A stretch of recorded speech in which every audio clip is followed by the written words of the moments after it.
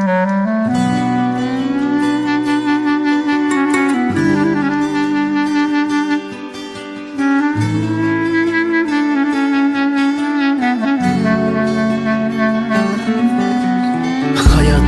az yaşap köp azap gördüm. Yaxuda yıkıldım, yaxuda turdum. Sevgiden dostanan berbereke güydüm. Dedingiz şan balam, saklamadı balam. Mihrinin arxı yok, dostlarning sani. Minnetli bolarken özgenin anı. Lekin ata anaga kelmasken belalı. Bozlab qo'yma yo'qotgach, hidlab ro'moli. Mehribanım anam, beyazarım anam, beygubarım anam, anacanım anam.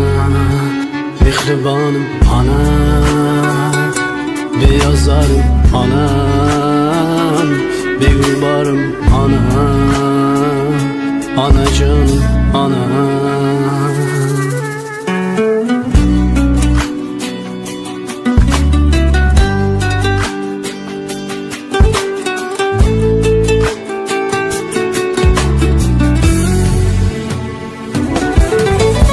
Namardan ülfet qilib, boshimga kulfat qilib, davlat ketganda aldım, kimga kimligim bilib. Kecha soyamga salom berib yurgan kimsalar, andishasiz yurganda ortimdan g'iybat qilib. Namardan ülfet qilib, boshimga kulfat qilib, davlat ketganda aldım, kimga kimligim bilib. Kecha soyamga salom berib yurgan kimsalar, andishasiz yurganda ortimdan g'iybat qilib. Boshim toshga tekkanda chekkanimdan odaman, Tavridan ertayu kech so'ragan menga omad.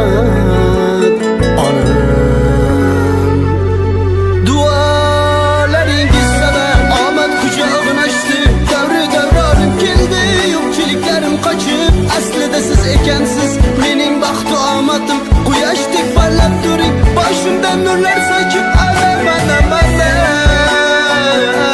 mehribonim onam, beyazarım onam, onajonim onam.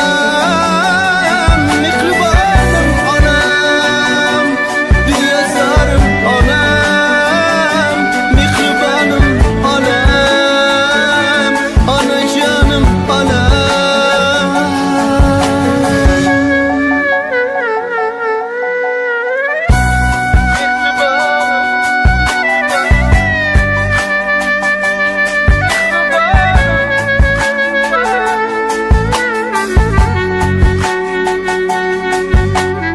İçim dolup aytımda gapning xolasi.